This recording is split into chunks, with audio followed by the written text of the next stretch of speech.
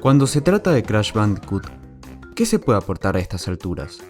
O sea, si sos fan de PlayStation probablemente hayas jugado la trilogía clásica más el CTR. Digo, es como ser fan de Nintendo y no haber jugado un Mario, ¿no? Bueno, ya. Crash ya no es una IP de Naughty Dog. De hecho, nunca lo fue. Siempre fue de Universal. Y creo que podríamos dejar eso para otra ocasión. Pero si hay algo que me gusta mencionar es que Naughty Dog ya llevaba tiempo en la industria. De hecho, habían hecho varios juegos para la Genesis, pero que no habían tenido éxito alguno. Por eso, con la llegada de la quinta generación, Jason Rubin y Andy Gavin tenían un objetivo claro: crear un videojuego que logre llevar el estilo de los Looney Tunes. Por eso es que si nos ponemos a revisar la Biblia, de la cual iremos hablando poco a poco en esta saga de videos, podemos ver que de hecho, Willy Wombat iba a tener como varias personalidades que referenciaban íconos de la cultura pop, ya sean de la literatura, radio, cine o TV, algo que el producto final no terminó siendo. ¿Por qué remarco esto? Simple. Si Mario era el personaje regordete y amigable, y Sonic el cool y radical, Crash es el personaje alocado y chiflado. Y es justo por eso que el juego sería para PlayStation, para darle una mascota a la consola de Sony. Pero ya voy a retomar la Biblia. Pero déjame preguntarte, ¿cómo conociste al personaje? Ay, la puta madre, Sorio. Después voy a ver el pelotudo que se está pasando de... ¡Ya! A ver quién se cree gracioso, así lo cago bien a trompadas.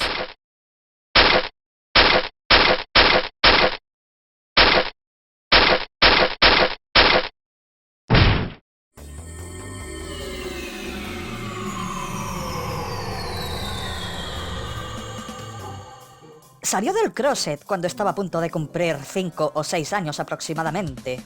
Resulta que mi padre había tratado de esconderme el videojuego, pero lo hizo un poquito mal, porque terminé notando su existencia del mismo modo que nosotros notamos la de una gema oculta en cualquier juego del marsupial, esquivando enemigos, saltando alrededor y cayendo a una muerte inevitable. Pero valió la pena, porque se convirtió en el primer juego que probé en mi vida, descontando el primer Metal Gear Solid porque jamás superé el primer nivel. Viéndolo en retrospectiva, fue un contacto bastante profético para con la franquicia, ya que fue la primera entrega la que detonó mi cariño e interés hacia todos sus elementos. El coleccionismo de objetos, el diseño de niveles, los enfrentamientos contra jefes, la unión de uno o más estilos visuales para dar forma a uno completamente nuevo, etc. Pues en mi caso fue un poco raro. Me regalaron una Play 2 con varios juegos y entre ellos venía el Crash to Insanity. Cuando era chico trataba de pasar el primer pozo del tutorial y siempre me caía. De hecho, solo lo pasaba si me pegaba a la pared. Pero todo cambió cuando fui a la casa de una amiga de mi madre y su hija tenía un Play 1 y también el Crash Warp. Y eso fue mi click para empezar con la saga. Pero ya vamos a tener tiempo para hablar de Warp. Hablemos del juego en sí. Cuando arranca tenemos la pantalla de título, y normalmente tocaríamos Start, lo cual nos mete en el mapa de selección de nivel. Sin embargo, si dejamos la pantalla inicio un tiempo, arranca una cinemática que nos introduce al conflicto. En esta vemos el castillo de Cortex por fuera, para después adentrarnos y ver una conversación que hay entre Embryo y Cortex, donde el primero comenta a su superior que no es recomendable usar el Volvo Rey aún, ya que todavía no han encontrado el motivo por el cual la máquina falló anteriormente. Pero Cortex hace caso omiso, por lo que terminan poniendo al marsupial en la máquina, la cual da error, haciendo que este se escape rompiendo la ventana, lo cual hace que pongan a Tauna como la siguiente. Ahora, antes de pasar ya al juego en sí, me gustaría mencionar que es curioso cómo la historia terminó siendo al final, lo cual me entenderán si hablo un poco del manual y de la Biblia del juego. Si uno se pasa por el manual original, dice que la motivación de Cortex para dominar el mundo era que sus compañeros de la comunidad científica se burlaban de sus teorías. Por lo que esto da lugar a que ponga un plan para tener un ejército de animales mutados para demostrarles que él tenía razón y dominar el mundo. Pero si tocamos la Biblia la cosa se pone más interesante, cuando vemos que esta habla de que Cortex se crió en un círculo conformado por una familia de payasos. Pero el problema era que él era lo contrario a sus familiares. Mientras que ellos sean extrovertidos y graciosos, el pequeño Cortex era introvertido. Le gustaba leer libros de ciencia y jugar con sus autos de juguete. A los 3 años le tatuaron una N en la frente por nerd. Y si le sumas las constantes humillaciones como vestirlo con un traje mono para que toque el acordeón, bromas con cáscaras de banana, recibir chorros de agua y tortas en la cara, el niño terminaría bastante traumado. haciendo que un día a los 5 años, el circo explotara por fuegos artificiales misteriosamente. La Biblia también menciona que Cortex vivió un tiempo en una fábrica comiendo frijoles, que estuvo 2 años en la secundaria, la cual explotó, que el gobierno empezó a investigarlo por su relación con las explosiones y por si fuera poco, cómo conoció a Embryo. A esto me refiero con que la cosa se pone más interesante. Cortex tenía una historia de origen y una motivación bien interesante, pero esto nunca se muestra. ¿Por qué? Anda a saber. Pero me gusta hablar de esto porque el objetivo de Naughty Dog era lograr un juego que tuviera los niveles de producción de una película de Hollywood, lo cual explica lo detallada de la historia en la Biblia y las animaciones, ya sean de las escenas, los personajes o incluso las maneras en las que muere Crash. Pero bueno, estamos en el mapa y arrancamos por el primer nivel en Sanity Beach, el cual introduce las mecánicas y elementos importantes. El salto y el spin attack son los únicos movimientos que el personaje tiene. Además de esto, el juego establece los objetivos del jugador, que son de llegar al punto A al B y romper todas las cajas sin morir. Ah, por cierto, no me puedo olvidar de Aku Aku o del Doctor Brujo, que nos protege por recibir daño. Si llegamos a juntar 3 máscaras, esta nos dará invencibilidad por un tiempo limitado. Y por si fuera poco, me olvido de la fruta Goomba que al juntar 100 te da una vida. Pero el aprendizaje no termina acá, porque los siguientes 4 niveles también introducen al jugador a conceptos. Jungle Rollers introduce las cajas TNT que explotan si usas el ataque giratorio. Además de empezar a meter enemigos que se mueven cada vez más rápido, poniendo a prueba la velocidad de reacción del jugador. The Great Gate es el primer nivel 2D en donde el jugador se adapta a este estilo de juego. Boulder, o el nivel de la roca Indiana Jones, mete la cámara frontal, y acá el tiempo de reacción ya es mínimo, al estar siendo presionados por la piedra de la visibilidad de la cámara, por lo que se pone a prueba nuestro reflejo de manera definitiva. Finalmente tenemos Upstream, que es el nivel en donde nos pone la cámara por arriba del personaje, debido a que el espacio seguro es menos ya que el agua es peligrosa, por lo que nos deja calcular mejor dónde vamos a caer. Después de esto ya vamos con el primer jefe, pero antes, el juego nos pondrá a prueba a través de 32 niveles, entre los que hay 6 jefes y varias temáticas, entre las que están la playa, los riachuelos, la tribu de Papú Papú, los templos, las ruinas, los puentes, fábricas y castillos. Cada uno con sus enemigos, desafíos y gimmicks propios que irán volviéndose más difíciles a medida que avancemos en el juego. Lo cual nos lleva al progreso de la historia. Como ya relató Kururashu, el argumento del juego gira en torno al rescate de un prot device con extremidades y magumbos, el cual se aparece de vez en cuando en rondas bonus para obsequiarnos con cajas extra o algún que otro código de botones para salvar la partida en determinados puntos del juego. Sin embargo, todo esto no es más que una excusa para justificar el diseño de niveles y su variedad, o eso parece al principio. Pese a su carencia de profundidad narrativa, Crash Bandicoot es un producto que desarrolla de manera formidable las aventuras del protagonista, y todo esto se representa a través de los niveles que vamos visitando, justificando la existencia de estos a través del propio mapa mundi del juego. Por ejemplo, para poder escapar del castillo de Cortex, Crash se tira de cabeza por una ventana y cae al océano, siendo arrastrado hasta la primera isla. Para ser capaz de llegar a la segunda, primero tendrá que atravesar una selva peligrosa, entrando en contacto con el jefe de una tribu salvaje y escapando de ella con la ayuda de un jabalí o el uso de incontables plataformas, repartidas a través de todos los niveles. Es una lección de storytelling efectiva porque ningún nivel existe por causa del azar, ofreciendo una conexión inédita y sutil que, por desgracia, se hizo cada vez más ausente en los videojuegos posteriores, y creo que Kururashu podría explicaros el porqué. Si volvemos a la Biblia, podemos ver que la idea de los jefes era que sirvieran como transiciones de temática en temática. Papú Papú te deja entrar a la jungla. Ripper Roo se supone que lo enfrentás una vez escalado una montaña y entras a las ruinas. Koala Kong se suponía que te dejaba entrar a las minas y así puedo continuar. Pero además, no olvidemos los distintos enemigos y desafíos que el juego tiene. Por ejemplo, los riachuelos tienen las plantas carnívoras, una que te come una vez que te pares sobre ella y la otra se mueve a su ritmo. La tribu tiene a los nativos, palos con púas y los lanzallamas. Las ruinas tienen estas plataformas que aparecen y desaparecen. Creo que se entiende qué es lo que trato de decir, que cada temática tiene sus gimmicks, pero no significa que sean solo para dicha zona. El castillo, por ejemplo, también tiene estas plataformas que aparecen y desaparecen, pero tienen los elementos suficientes para distinguirse. Ya creo que dicho eso, no hace falta alargarme más. Por cierto, casi dejo de lado los niveles del jabalí, que están ahí para variar un poco el gameplay. Si bien el nivel es un avance automático mientras avanza hacia adelante y solo podemos mover el personaje en diagonal y saltar, tiene su desafío que lo vuelve memorable. Ahora, momento de una queja que es bien chica. Admiro mucho a este juego por ser un pionero de las plataformas en 3D, y varios elementos del mundo 2D los ha adaptado muy bien a la nueva dimensión.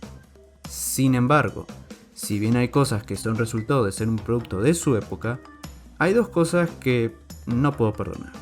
La primera siendo la inercia del personaje, teniendo saltos con poca altura y siendo tan pesados que cuesta bastante corregir el salto. Pero por el otro lado, alguien me va a decir que el juego te regala vidas a montones y... bueno, vamos a decir que eso compensa un poco. Pero lo que no justifico es la manera en la que los bonus funcionan. En cada nivel vamos a tener tokens. Los de Tauna, que están en todos los niveles y sirven para obtener cajas y vidas. Las de Brío aparecen en menos niveles y cumplen la misma función que las de Tauna, solo que son más difíciles. Y las de Cortex, que solo están en 2 niveles, además de lo antes dicho, son las más difíciles y sirven para conseguir llaves que dan acceso a niveles secretos. Este no es el problema. Y eso está muy bien. Me gusta la idea de que exista cierta dificultad desmesurada con tal de obligar al jugador a planificar nuevas estrategias más allá de las reglas establecidas del juego, ya que, de esta forma, cada acción que se cometa tendrá algún peso dramático.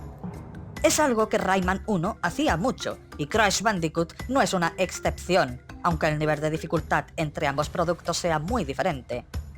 Sin embargo, esto funciona a nivel objetivo solo cuando existe una recompensa satisfactoria detrás de tanto sufrimiento, y, por desgracia, la franquicia del marsupial no destaca demasiado en esto último. Exactamente. El problema es cuando varios de estos tokens están en lugares ridículos donde uno puede no llegar a darse cuenta y perder uno, haciendo que tenga que reiniciar el nivel. Pero la peor parte es saber que solo tenés un intento para pasar cada bonus, y si morís, toca volver a empezar el nivel. Miren, es un pionero en lo que plataformas hacen 3D. Lo de recolectar los tokens y la inercia es algo que no puedo reclamar. Mucho. Pero si bien esos son problemas de la época, por decirlo de alguna manera, lo de tener solo una chance con los bonus me parece re cualquiera, teniendo en cuenta que llegar a estas ya de por sí es un desafío, por lo que dejar que el jugador tenga intentos infinitos es más que justo. Digo, ahí está Ancient Trilogy para probar mi punto. Miren, todo esto que digo es porque siempre se habla de que Crash 1 es el juego más difícil o desafiante. Bueno, ahora siendo opacado por It's About Time. Pero siento que rara vez se cuestiona si la dificultad está bien planteada. Pero dejando eso, además de lo antes planteado, ¿podemos hablar de la curva de dificultad por un momento? Literalmente hay un problema con cómo se plantean a veces los desafíos, ya sea por el orden de estos o por decisiones. Sunset Vista es un nivel bastante jodido, que merecía estar en la tercera isla, debido a lo rápido que se mueven algunos de sus elementos, más lo lento de otros. Esto es lo que lo vuelve bastante difícil. Y esto choca con varios de los niveles que le siguen que están bien supongo, pero no llegan a requerir lo mismo que Sunset Vista. Parecido me ocurre con Slippery Climb, en donde niveles como Lights Out, Jaws of Darkness o incluso The Lab no requieren el mínimo de los reflejos que requiere este.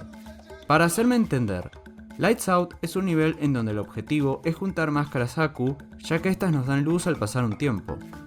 Lo único que puede llegar a complicar un poco el nivel es el ritmo de las hachas que se mueven a un ritmo random, pero fuera de esto el nivel está bien. Incluso con las plataformas flotantes que se mueven, tenemos estas columnas de madera a los costados que nos permiten estar en una zona segura mientras calculamos mejor el salto. Algo parecido pasa con The Lab.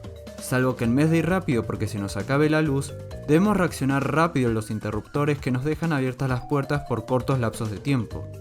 Ahora, hablando de decisiones, con los que tengo problemas son con 3 niveles: Road to Nowhere, The High Road y Toxic Waste.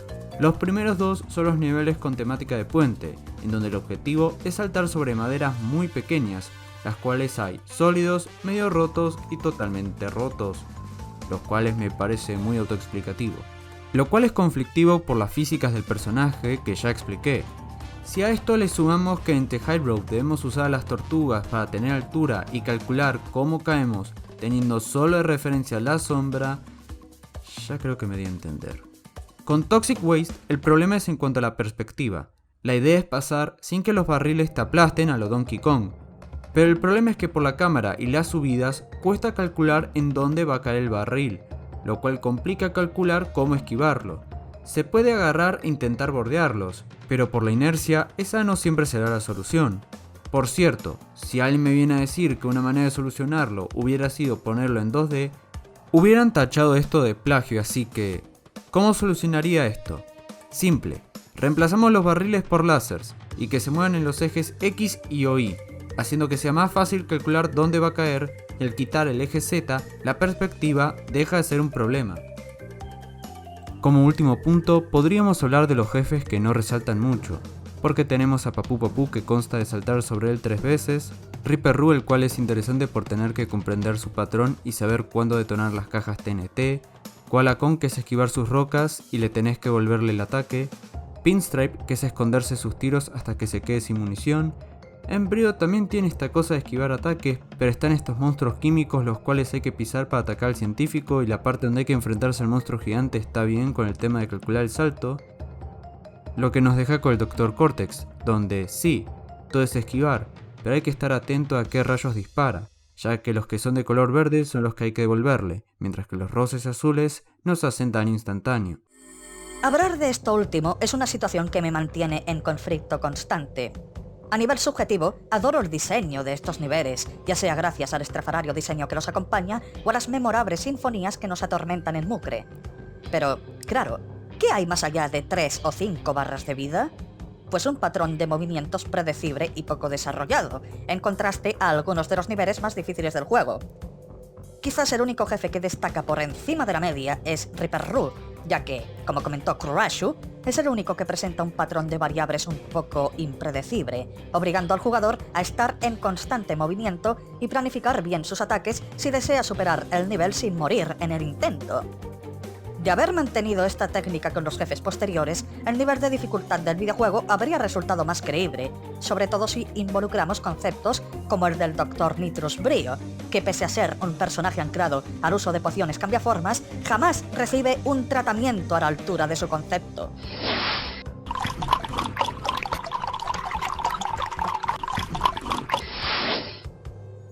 Después de esto ya nos queda el final, en donde se ve a Tauna con Crash mientras escapan del castillo en flamas y se van juntos al atardecer, lo cual me recuerda que dejé de lado el otro final. ¿Recuerdan toda la queja sobre los bonus? Pues todo eso sirve para juntar gemas, gemas de color y llaves, y todo en un intento. Todo esto sirve para obtener el final del 100% y pues, ¿qué quieren que diga? Mejor así. Creo que ya di a entender lo tedioso que es eso. Así que esa recompensa me parece lo mejor posible. Así que en conclusión, Crash Bandicoot es un pionero en cuanto a lo que se refiere al mundo del 3D, adaptando bastante bien los conceptos del plataformero 2D. Si bien tengo mis quejas como la curva de dificultad, que bueno ok, entiendo que el juego da vidas a montones compensando lo de la inercia, pero sigo estando en desacuerdo con el planteamiento de un solo intento. Sin embargo, como se fue comentando en el video, el juego logra destacar principalmente por su identidad, la manera en la que los niveles cuentan una historia, como bien comentó Jamson, o el diseño y la manera en la que este esté caracterizado, ya sea por las animaciones y esa identidad tan alocada pero cómica bien balanceada. Pero recordemos que este es el juego que enfrentó al Super Mario 64 y fue quien puso a Crash como mascota del PSX, lo cual no es poco.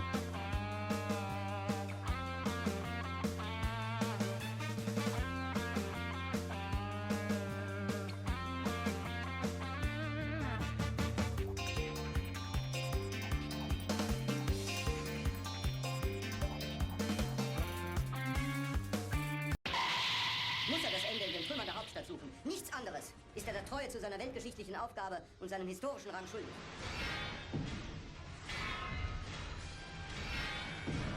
Das ist das berühmteste Verrat zu sein!